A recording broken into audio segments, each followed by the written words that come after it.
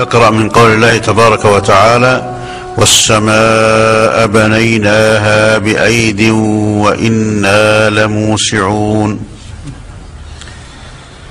أعوذ بالله من الشيطان الرجيم. والسماء بنيناها بأيد وإنا لموسعون. والأرض فرشناها فنعم الماهدون. ومن كل شيء خلقنا زوجين لعلكم تذكرون. ففروا إلى الله إني لكم منه نذير مبين. ولا تجعلوا مع الله إلها آخر إني لكم منه نذير مبين.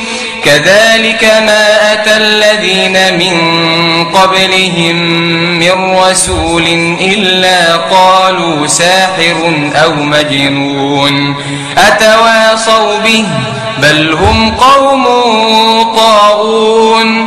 فتول عنهم فما أنت بملوم وذكر فإن الذكرى تنفع المؤمنين.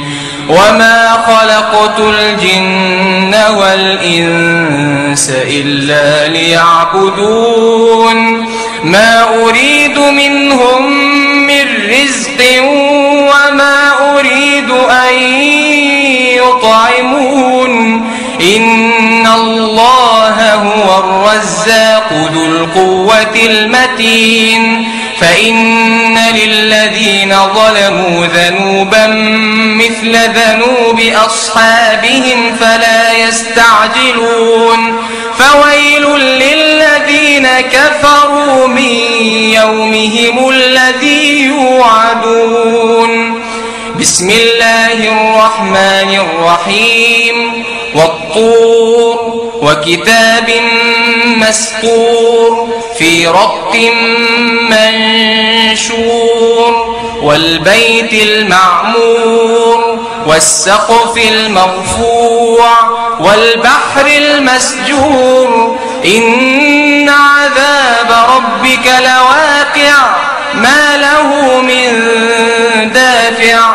يوم تمور السماء مورا وتسير الجبال سيرا. فويل يومئذ للمكذبين الذين هم في خوض يلعبون.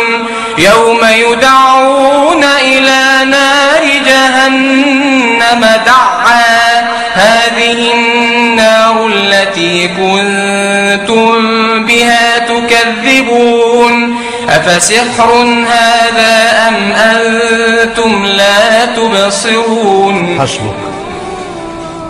بارك الله فيك.